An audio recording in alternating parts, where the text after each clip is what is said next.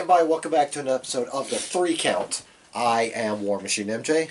With the one and only Rodimus Prime. With the Rodimus Prime. Yeah, it's been a long night for me. So. And we are the 3 Count Mafia. Yep. And we are here today to talk about NXT 205 Live and NXT UK.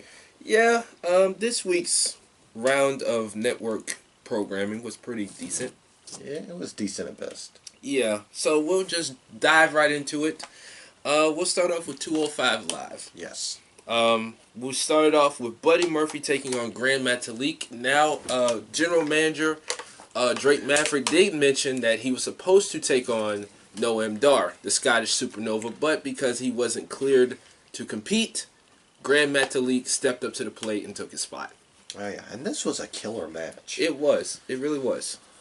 Both guys just went out there and just tore the house down. For this show to only be 2 matches, it really, I guess you can say, stood out.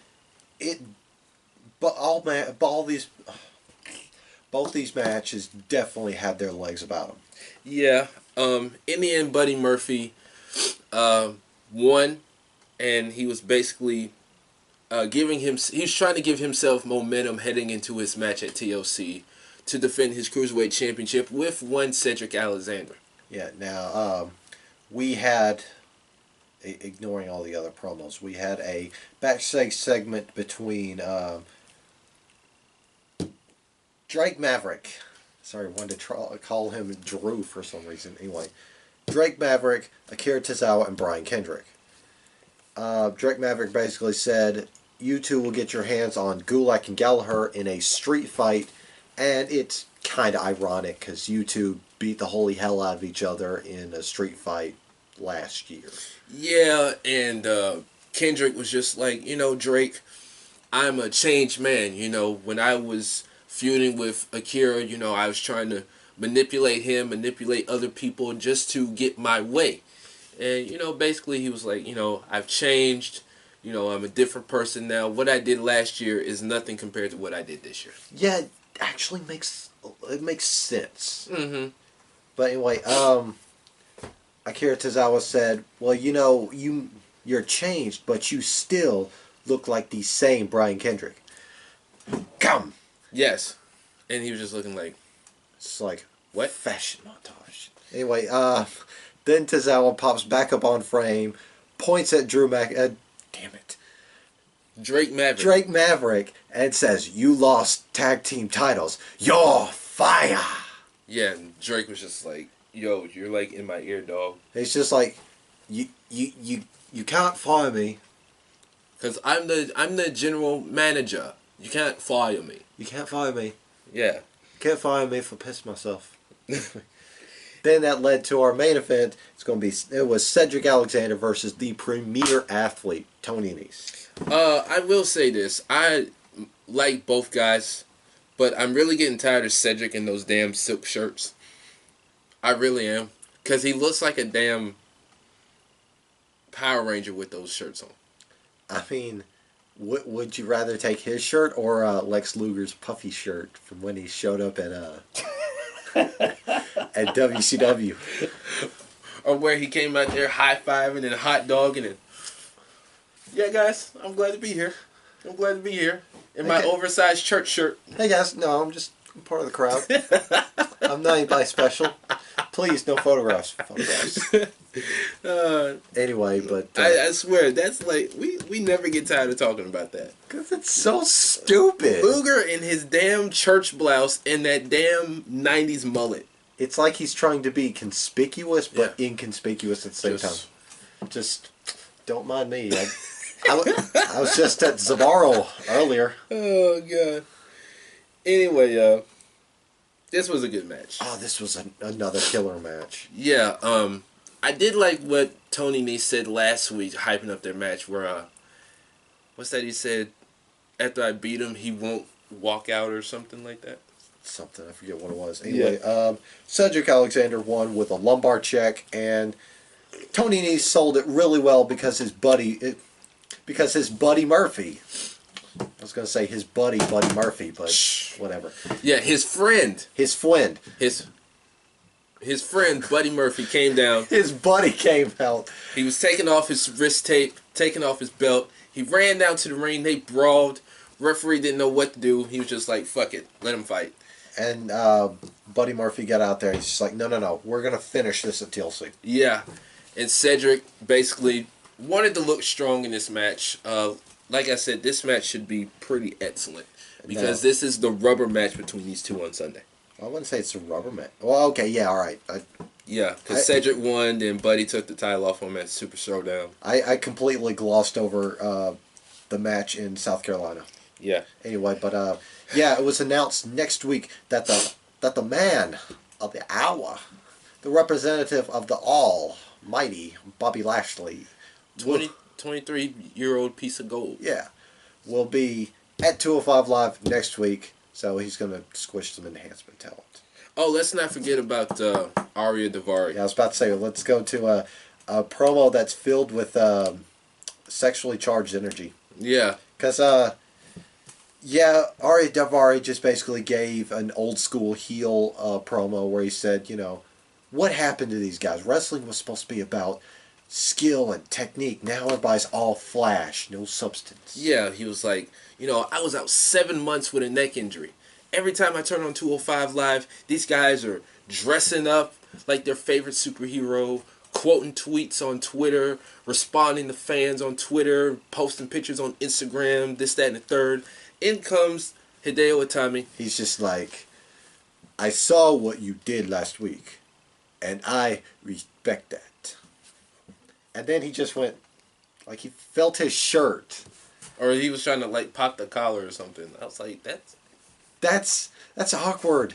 I don't want somebody coming up and just like touching on my shirt. Yeah. I'll just be like, yo, man, take it easy.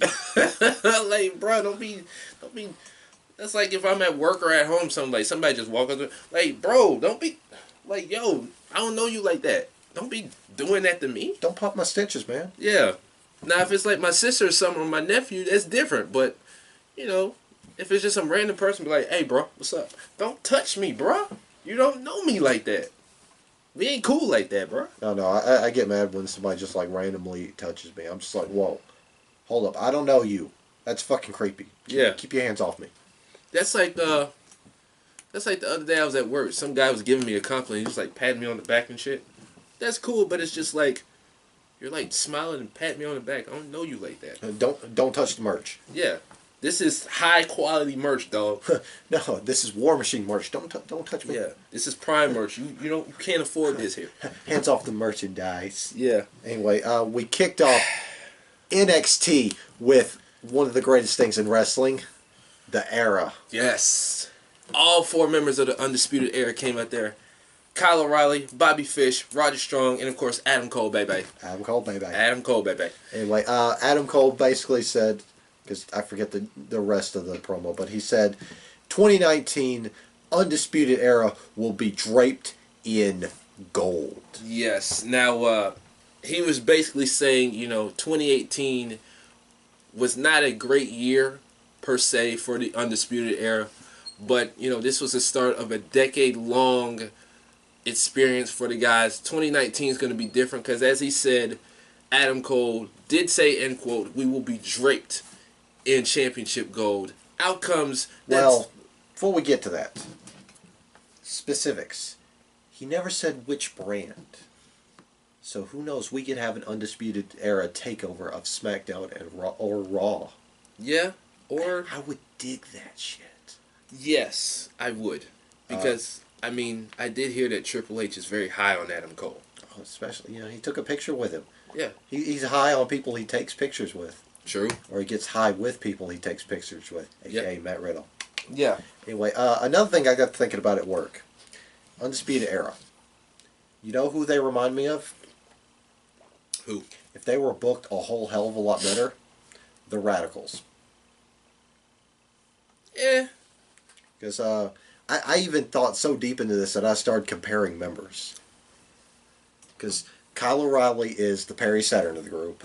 Mm-hmm. Bobby Fish is the Dean Malenko. Mm-hmm. As grim as this to say, Roger Strong is the Chris Benoit of the group. And of course, Adam Cole, baby, is the Eddie Guerrero of the group. I could see that. I could see that. That is a good comparison. I mean, despite the one person that was in the group who did you know what. I look at it as like an old school group, the Four Horsemen. Because Adam Cole is the Ric Flair of the group. Strong is the, I'll say he's the Tully Blanchard of the group. Yeah. Fish and O'Reilly are the Andersons of the group. Yeah. Or, yeah. Yeah, no, that would make sense. Yeah, because I mean, yeah, that's a good comparison to me. But I like that comparison also. Yeah, because I mean, you know, the Radicals, they weren't going to play by WWE's rules. They were there to take over. Yeah. And that's pretty much what the Undisputed Era did. They took over. Yeah. But after that, out came the top 1% known as EC3. And he shockingly got a win over Bobby Fish. The chairman of the era. The chairman. That's what we're going to call him now. The chairman. Fuck you, Marlo, for being clever. Yes. Again, if it was on the main roster, it would be booked to shit. It would be shoved down our throats and horrible, horrible merch. Need we bring up Neville's horrible merch? Jesus. God, that shirt was ugly. They just threw that shit together like... That was like that seemed like placeholder merch. That shirt was fucking terrible. Anyway, the Undisputed Era tried to decimate one EC3 till Heavy Machinery came out there to make the save. Future Raw Tag Team Champions came out there. And that's not a good thing when you get called a Future Raw Tag Team Champion.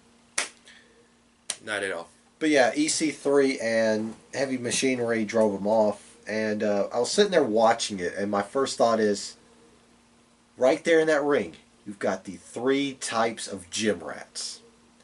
You got EC3, who is the bodybuilder, because he's well sculpted. I mean, sculpted out of fucking... Granite. Granite, yes. Then you've got Odik Dozovic, who is, he's the weird guy that's always got to say weird stuff. Yeah. Come on, Tucky! Steaks and weights! And then you got Tucker, who's basically the former football player. Yeah. Always staying in shape, even though he looks rough. Yeah, and he's tall as fuck. Yeah. He's the party boy. That's what it is. Yeah. He's the party boy. We saw them in person, and I was like, shit.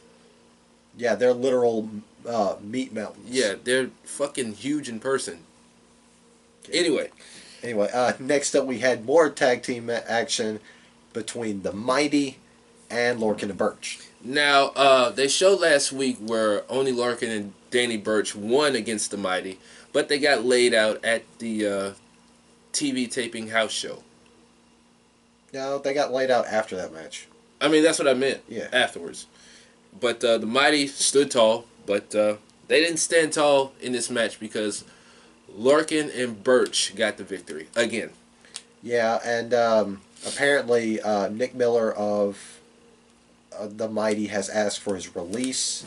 Yeah. And he's been on good terms with WWE, no bad blood, so he's welcome to come back anytime. Yeah, apparently as we're recording this, as he mentioned, he asked for his release. He's got a child now. He wanted to stay in Australia, so like they said, the door's open. Yeah. So that means they're gonna do dick with Shane Thorne. Yeah. They're probably gonna plop him on 205 Live. You know what? I wouldn't mind that. Yeah. They kind of need some new blood. Yeah, they do. Anyway. But, damn it, there was something else. Oh, yeah. I was sitting there watching this match, and I was thinking, my God, I like Larkin and Birch. I would love for them to break up and have a vicious program against each other. Best of 7. Best of 7. Like Sheamus and Cesaro just beating the holy fuck out of each other. Oh, my God, I would love it. I would fucking watch the shit out of that because these two are fucking amazing. Anyway, next up, it was announced that in the women's Fatal 4-Way in 2 weeks. Yes, 2 weeks. 2 weeks. That at a house show, Lacey Evans has qualified. She beat Xia Li. Yeah. Bianca Belair has already qualified. So the next match... Bianca Belair has qualified. Yeah, because she won. Oh, that was last week. Okay, yeah. But It's been a long week. Yeah. Anyway, on this show we had Mia Yim taking on Rena Gonzalez. This was a pretty okay match. Oh yeah, Mia Yim, of course, won with Eat Defeat. I kind of like when they called it Soul Food. Yeah. It was clever. Because, I mean, Eat Defeat was a move that Gail Kim used. Yeah. So. I think next week is going to be the last qualifier match. Yeah. How much you want to bet Chelsea Green's going to be in there? I could see that. Chelsea Green, Nikki Cross. I'd say more. It's going to be Chelsea Green's debut because I mean. Yeah, because she is doing house shows right now. Yeah.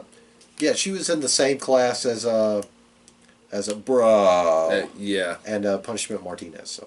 Yeah. It's going to be her debut. Yeah.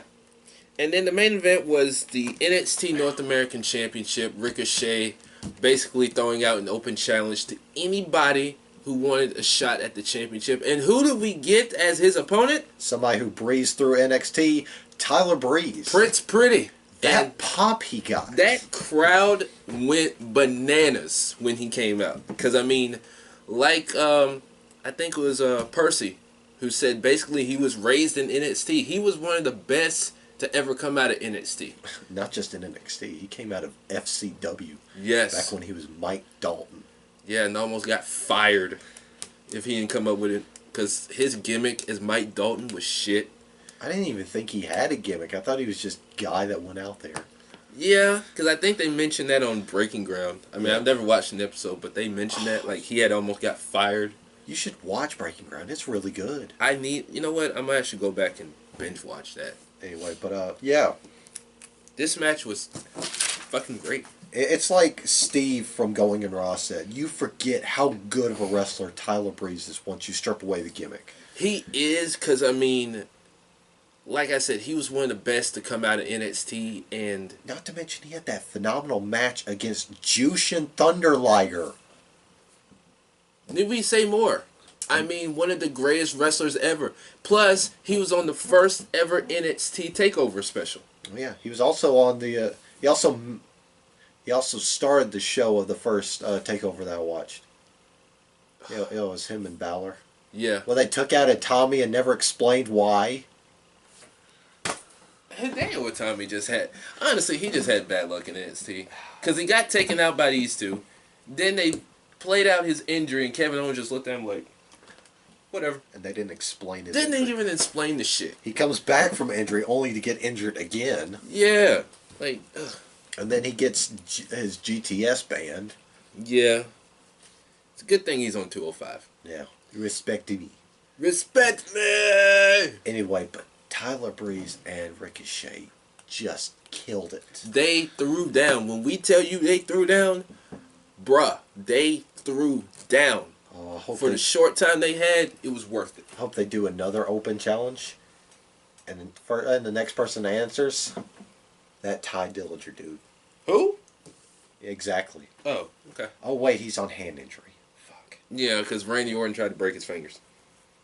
No, he got his fingers broken legitimately at a house show. Jesus. Anyway, move on to episode 15 of NXT UK, where we start out with Flash Morgan Webster, the king of the mobs, taking on Fabian Eichner. Yeah, basically this was all Fabian Eichner. And, of course, Mark Andrews was out at ringside to support his friend. Yeah, because Eichner was about to drive Flash Morgan into the steel steps. Yeah, same way he did Andrews last week. But Andrews was like, whoa, whoa, whoa, pump the brakes, bro. We ain't having that. No. No. Bad. No. No. Bad Eichner. Bad. Bad. Anyway, Flash Morgan Webster, by the skin of his teeth, got the victory. Yeah. We move on to the next match, which was... Isla Dawn versus Killer Kelly. This was a great match. Lord have mercy. Isla Dawn just... The White Witch of NXT UK just... Wow. She looks fantastic. And I'm not going to take anything away from Killer Kelly. She looks fantastic too, and she kills it. Yeah, she does. I actually like the gimmick that they have. Oh, yeah. Because it really fits her, you know? I feel like that's... what's the word I'm looking for? Organic. Oh, yeah. 'Cause, I mean, I think she said she's from Portugal. She's a MMA fighter. Yeah. Either way, it's great. I love Killer Kelly. She is fantastic. I mean, these two just went at each other from the gate. Oh, yeah. These two just, I was like, whoa, wait a minute. Hold up. But, you know, this was a pretty decent match. Isla Dawn got the victory. She called out the NXT UK Women's Champion, Rhea Ripley, and said that I'm coming for that title, and I can promise you, I can guarantee you, you're going to walk out empty-handed. I swear to you. I vow to you. Yeah. The way she talks is just so fucking sexy. I mean, she's got a cute lisp, but yeah. her accent is... Mamma mia. Mama Malua. Anyway, next up, we had a tag team match between the Bangla Bad Boy, Mr. Dances All Night, Amir Jordan taking on The Lucky and Kenny Williams. Well, they were a team, my bad, taking on Mr. Mayhem, James Drake, and... Shall we do it? Liverpool's number one. Soon to be recognized as the world's number one. It's UK then world. Okay. Soon to be recognized as the world's number one. Zach Gibson. Yeah, we need to work on that. We need practice, but anyway, he's our boy. Yeah. This was the episode where they unveiled the tag team titles, right? No. It was the next one. No, it wasn't on the... It wasn't. Yeah, because they unveiled the tag titles. Wasn't on, it was one of the episodes. I don't think it was these two episodes, though. It was one of them. Because I just watched 16 earlier, and it wasn't on there. I think it was 15, because they showed it at the top of the show. They probably did. But anyway, those belts looked gorgeous. Oh, they do. They look like the old WCW tag team. Yes. Anyway, of course the crowd had to give one Zach Gibson hell by saying, if you hate Drake, stand up. If you hate Drake, take your shoes off. No, Gibson. Oh, Gibson, fuck. If you hate Gibson, take your shoes off, so on and so forth. But anyway, before the match, Kenny Williams was trying to tell Amir Jordan, okay, look. Stop dancing. Take it serious. It's a time to dance. It's a time to have fun. It's a time to be serious. We're trying to be serious. We're trying to become the first ever tag team champions. And then Kenny Williams, he gave Razzie some flack. He's just like, why aren't you being more serious? Do your job. Yeah. Wow. Yeah. They can give Razzie hell. They just give that little boy hell. Yeah, they do. Yeah. And you know what? I've actually come around on him. At first I couldn't stand him, but, you know, he's okay. And it's 50-50 for me. Yeah. Anyway, James Drake and Zach Gibson won. Yeah, with an assisted ticket to ride. Yeah, I actually like that. Oh, that was great. Then we move on to the main event. Trent Seven taking on Joe Coffey. This was a back and forth match. This was. These two just went to war. And when we tell you we went to war, it was back and forth all over the place. Of course, his buddy, Tyler Bate. Tyler Bate. Yeah, he was at ringside and so were the other members of Gallus. Again, I like that name. Yeah. Really fits them. Yeah, I actually looked it up. It means bold and reckless. Really? Yes. Oh. So they're just going to run reckless. Yeah. But Joe was basically working on Trent Seven's knee the whole time. And, you know, Trent did everything he could to stay in the match. He kept up the fight. But it wasn't enough because Joe Coffey ended up getting the victory. Yeah. So then we move on to episode 16. It was Ashton Smith and Ligero taking on Mark Coffey and Wolfgang of Gallus. Yeah. Need we say any more about who won this match? No. Fucking Gallus won. Yeah. Later on in the show, they were interviewed about the match and said, we set the standard. We set the bar for the tag team division. We don't win. We take. Yeah, and we're going to become the first ever tag team champions. And then Joe Coffey was like, there's one person I want to talk about. The Bruiserweight. The Bruiserweight Pete Dunne. I'm going to take his title from his teeth. Yes. But first, Travis Banks. I'm going to squish him like a bug. So first he's going to take out Travis Banks and then go for the Bruiserweight Pete Dunne. Yeah. Next up, we had Jack Stars getting Jack Stars seeing stars after Joseph Connors flatlined him. Yeah, basically he looked at him and said, he picked him up and said, "Don't look Down. And that's exactly what he did. Beat him with the don't look down. Need we say more? Don't look down, indeed. What do you think about that promo with Tyson T-Bone and Satson Huxley? I liked it. I think they could be a pretty damn good team. Oh yeah. Because, I mean, Satson, he had his luck with Joseph, but we see how that turned out. Oh yeah. He looked down. Yeah, he definitely looked down. I think it was also where they set up the match for Isla Dawn and Rhea Ripley. Yeah, they set it up earlier because it was weird. They just kept zooming in. Because, like, they had Rhea Ripley, Isla Dawn, and then Sid Scala and Johnny Saint. Johnny Saint. Then Rhea Ripley stepped forward. They zoomed in. Well, then Isla Dawn stepped forward to her, and then they zoomed in more. Yeah, she just looked at Isla Dawn and said, "See you next week." Yeah. And walked off. They need to fix their camera work. It is ridiculous. You know, they kind of did that with Gallus when they were being interviewed by Razzie. Yeah. Because it's like they zoomed in, especially when Joe Coffey was giving them those faces. It's pretty much zoom in. I was like, dude, who's in the truck is doing this shit? Okay, now some of the camera work is really good. Yeah. Like the promo from, well, the interview from episode 15 with Dave Mastiff, where he was being interviewed by reporters, and in the background you see somebody sitting in the bleachers, and then that guy comes forward. You know, closer he gets, more you can make out who it is, and you know it was Eddie Dennis. It was Eddie Dennis. I did like that on episode 14. Where he was lurking in the stairwell. Yeah, I like that. Some of the camera direction is good, but they need to be consistent. Yeah, it's like you need to pick certain spots to where, okay, we need to zoom in. This part, don't zoom in, but make it look like clear, like you can see what's going on. Maybe the production people are a bunch of greenhorns. I don't know. Anyway, we move on to the next match. Xia Brookside taking on Jenny. Yeah, this was a good match. It was. I like Xia. She's pretty decent.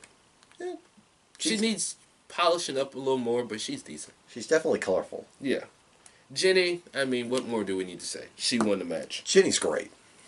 And we move on to James Drake and Zach Gibson. Basically, they came out and just said, look, the tag team titles are up for grabs. We are going to become the first ever NXT UK tag team champions. And that was it. Now, while on the subject of this, Going and Raw brought up a really good point. Pretty much on NXT UK, they have nothing going for anybody. Like, once they get, they get their asses handed to them by Pete Dunne. Yeah. Tag team division. Or once they wrap up a storyline, tag team division. Yeah, they really do. Because it's like, they only have so much on the roster, men and women, like, combined. Yeah. And it's just like, okay, here's this little short rivalry, tag team division. I mean, I get, not to keep cutting you off, but I get that they're trying to, like, I guess you can say space it out. Yeah. But you really don't have nothing for these guys to do. Especially women's division. It's so small. Who knows? Maybe all this will change after TakeOver Blackpool. Yeah. Because that's probably why they're doing 2 episodes a week. Yeah. Maybe that will change also once Blackpool is done. Maybe they'll go back to 1 episode a week. Maybe they'll go back to a more diverse landscape.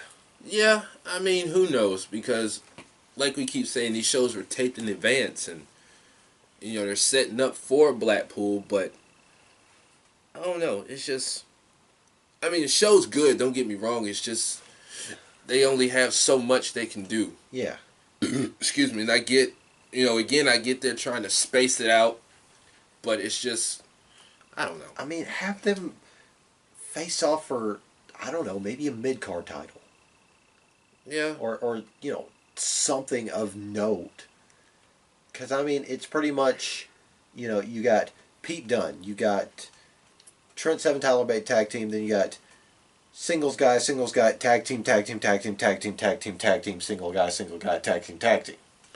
Yeah, I mean, it's like, the way I see it, I get your point. It's like Pete Dunne, Mustache Mountain, you got Travis Banks. You got Gallus. Then it's like women's wrestler here, women's wrestler there. You got Rhea Ripley, Zaya Brookside, Tony Storm. Then you got mid-card guy, mid-card guy, mid-card girl, jobber, mid-card guy, mid-card guy. It's kind of all over the place right now. Yeah, I mean, I get they're trying to get I get that they're trying to get themselves settled, but it's just like, but it's unbalanced. It's all over the place. Yeah. Anyway, but that takes us to our main event. It was the Bomber, Massive Dave Mastiff, taking on Eddie Dennis. Man, this was a really good match. Especially that Racer's Edge Dennis tried to pull off. Man, oof. The fact that he kept trying to pick that big 300-something pound guy up. Jesus Christ. The fact that he went 4 steps before he dropped him. That's crazy. It was a good and ugly match. It was. I mean, both these cats can go the distance. I mean, you got Eddie Dennis. He's tall, lanky, 6'5". Dave Mastiff, he's got to be, 6'2", 320 pounds? I'd say, somewhere between 6 foot and 5'9". Because he's not so much short, just really stocky. Yeah. He's like Ishii. Yeah, at least he has a neck, though. Yeah. Well, like when they did that face-off during that interview, it's like Eddie Dennis, Dave Mastiff. Yeah. So, I mean... Massive isn't short, he's just stocky. Yeah, and he's freaking huge. He's like Dozovic. Yeah. Yeah. Because, I mean, Dozovic's not short, he's just stocky compared to people. Yeah. But, like we said, this was a really good match. Bomber Dave Mastiff still stays undefeated, so Eddie Dennis getting his first loss. We were talking about camera work earlier, and whoever thought of the camera work for Dave Mastiff... You know what? Speaking of that, I love it when they do that, when they shake the camera. Oh, yeah, it's cool. Because, I mean, he's a big guy, and it really fits his mantra. Oh, yeah. Because, I mean, he's the Bomber. Yeah. It's so, just it really works. It's whoever thought of that camera direction, whether it was him, whether it was somebody in the back, props. Yeah. That's great. I love it. Especially when he came in the ring and he just did that one stomp and the camera shook. Or he stomped on stage and the camera shook. Oh, it's great. Fucking awesome. Anyway, but that's NXT UK. What matches got announced for next week? The Women's Championship match. Oh, yeah. Isla Dawn, Rhea Ripley. I think that's the only match they announced.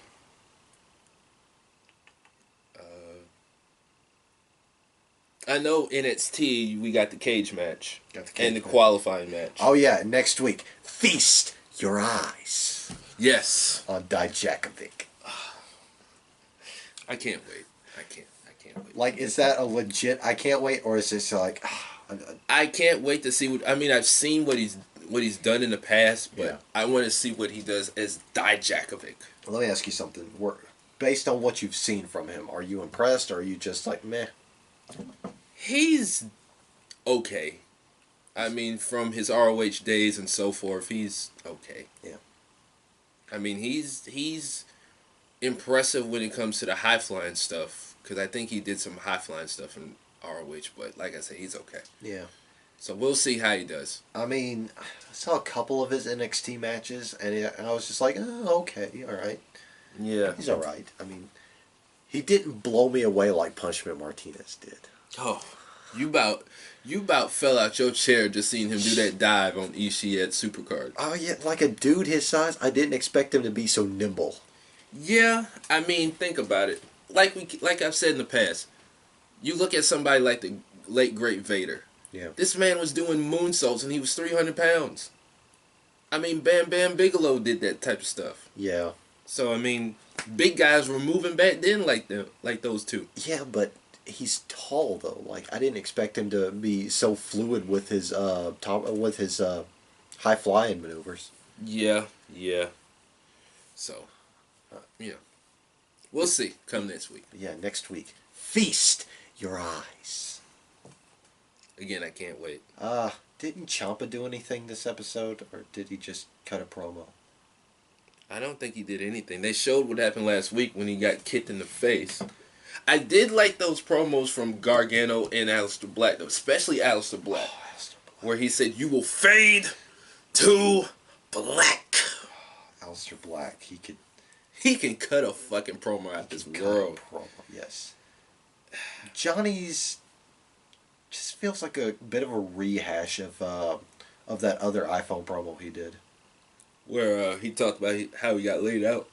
Yeah, how he laid Aleister Black out. Yeah, I mean, it was good, but it wasn't as good as Aleister, so. Yeah, Aleister, he knocked it out the fucking park. Yeah. Oh, now no, I was trying to remember. It was that house show clip you sent me, where Ciampa declared himself the god of professional wrestling. Oh my god. I watched that promo on where they tweeted it. Yeah. It's fucking amazing. He cut the fuck out of that promo. You know what we need? What? Tommaso Ciampa versus Ricochet, winner take all. Shut up and take my money. Shut up and take my money. Who would you book to win that match, though? I would book Tommaso in a close one. I'd book Ricochet. Really? Yeah. It'd be a damn good match. I mean, these two, they can go out and have some matches. Especially Ricochet. Yes, yes. And Ciampa. I'm not taking anything away from the god of professional wrestling. Crazy. But yeah, that wraps up another week of network specials. Tomorrow, well, later today as we're recording this, now Saturday. Yeah. We will be doing a preview on WWE tables, ladders, and chairs. No stairs. 12 fucking matches. 12. And going back to the time, as they say, it's not the next day until you go to sleep. Yeah. That's how I always look at it. But officially it's Saturday. Yeah, officially it's Saturday, but not until I wake up the next day. Yeah. Anyway, or later on. Yeah, don't forget to follow us on Twitter, on Facebook, on Instagram. Subscribe to this goddamn motherfucking channel. Yes. Please. Stay tuned for all our other content as like Ranting with Rodimus, War Machine Requiem, the Mainstream Report. As he mentioned, we got preview. Oh, and the 10 also. And Vintage Review, because next time on Vintage Review, the three of us are going to sit down and watch WCW's inaugural War 3. Oh, what a clusterfuck. 3 rings, 60 men, and the last 30 have to combine in one ring for one winner. The winner gets a championship shot. Yeah. Jesus Christ. Up on the 10 count, however, or the 10, we're going to have 2 episodes. One is the top 10 of all the certain Raw superstars that need to make the jump to SmackDown when it goes to Fox. And the other episode is the 10 SmackDown superstars who needs to make a jump to Raw before Fox kicks in. Yeah, because the Fox deal won't kick in until October next year. So, but yeah, we have that coming. Like he mentioned, preview and review of TLC. We hopefully will have a preview and review of Wrestle Kingdom 13. Yeah, Wrestle Kingdom 13. That whole card is lit though. Ibushi versus Ospreay. Definitely a show stealer. The Never Openweight Championship. The heavyweight tag titles on the line. Of course, the main event, Omega versus Tanahashi. Okada's taking on Jay White. That's going to be a killer match, too. Yeah.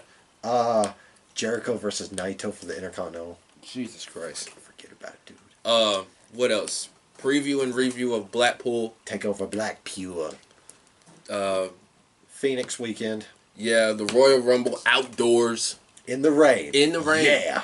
Minoru Suzuki style. I tell you what, play Phil Collins In the Air Tonight. In the Air Tonight. In the rain. In the The Royal Rumble in the rain, in the air tonight. Yeah, and the official theme, Phil Collins In the Air Tonight. In the rain. Book it. I tell you what, the first month of 2019 for wrestling is pretty damn solid. Oh yeah. I mean, because Rev Pro's got their big Pac Ospreay match in February. Oh my God. Oh, and let's not forget Impact Homecoming on the yeah. 6th. On 6. Yes. Which they're probably going to lose money due to those Wrestle Kingdom replays. Anyway, but let's see, what else do we have come down popular? Oh, yeah. Love his opinions, but hate his ugly face. Yeah. He's got his own podcast on Castbox. I got it right this time. Yes, it's called Prime Talk. Be on the lookout for a new episode. Yeah. Yeah, I talk about wrestling, sports, and anything else in between that really grinds my motherfucking gears. Like people asking you for kumquats. I'm surprised we don't sell that shit anymore. I'm surprised you guys sold that shit in the first place. When I started at Winn-Dixie, we literally sold that shit. I was like, what the fuck is this? Kumquat. I've never heard of that shit. It was like, it's a type of berry. Fuck. Fucking hippies. Anyway, I'm gonna ask Alette some more about kumquats. Wait, what? It's a joke. I don't... What was the joke? No, I said I'm gonna ask Alette some more about kumquats. Oh, yeah, the AI, right. Yeah. Why don't you just use Google like regular people? I do use Google. There's Siri. Siri's for iPhone people. And Android people. No. Siri is iPhone only. I've at Siri on my Android. On your Android. Yes. You dumb motherfucker.